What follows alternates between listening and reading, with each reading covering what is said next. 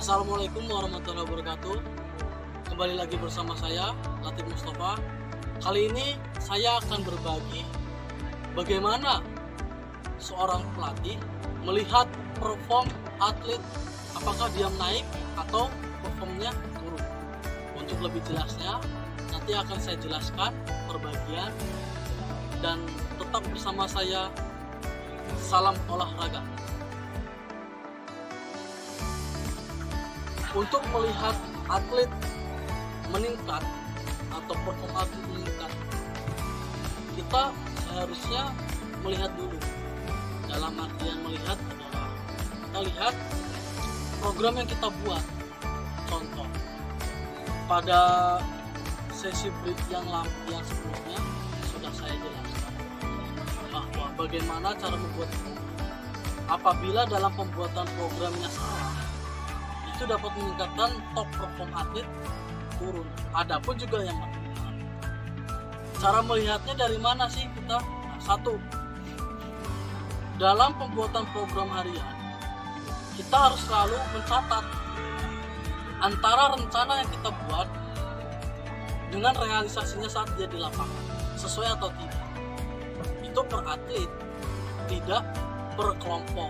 Kenapa? Kembali ke tujuannya. Kita ingin melihat perform mereka dalam kesehariannya, dalam minggu, per bulan itu atau per 2 bulan, apakah terjadi peningkatan atau tidak. Dan sebaliknya, apabila atlet tidak menjalankan program, tidak sesuai dengan rencana yang kita buat, itu sudah tentu berarti atlet sedang mengalami penurunan.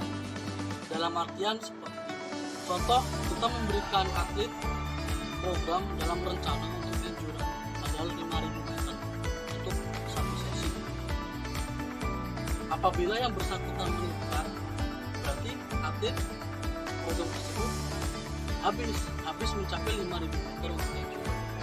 Sebaliknya, apabila tidak habis, berarti atlet tersebut sedang mengalami penurunan performa. Salah satu evaluasinya dengan tadi mencatat setiap harian, setiap mingguan, dan kita evaluasi. Kemudian dalam waktu 1 bulan baru kita evaluasi dari beberapa parameter yang kita olah. Makanya dari itu fungsi dari adanya tes parameter kemudian ditumpahkan ke dalam master plan dan ditumpahkan lagi ke dalam sesi program mingguan dan harian. Itu tujuannya ke sana. Apabila dari program mingguan kita catat tidak sesuai dengan realisasi, otomatis dia akan mempengaruhi dengan tes parameter yang kita targetkan. Untuk tes parameternya A, B, C, D, F, G. Kita teskan lagi di minggu ini. Apakah terjadi peningkatan? Nah, disitulah atlet meningkat atau tidak. Secara tidak langsung, tidak atau bukan berarti atlet atau tidak sepenuhnya atlet itu dia drop out karena program tidak.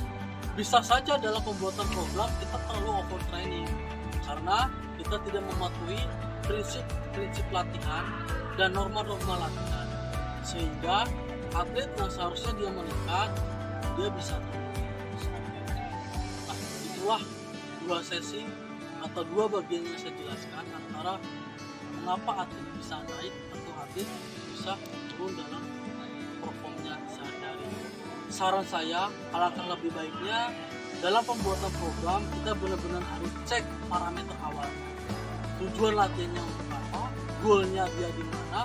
Dalam setiap perform sesi-sesinya kita harus jelas tujuan atau goalnya dalam atau untuk latihan tersebut apa, dan kita berada di persiapan apa, sehingga kita tidak rancu dalam membuat suatu program, dan atlet pun akan mengalami peningkatan yang signifikan. Nah, namun dalam pemberian program pun kita harus melihat norma dan prinsip latihan agar tidak terjadi training atau penurunan perform dalam program. Mungkin itu saja yang bisa saya jelaskan untuk rekan-rekan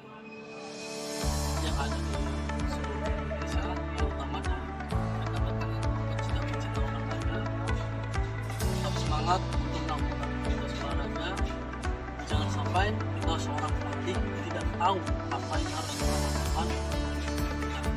Tetap semangat, semangat prestasi, energi yang salam olahraga.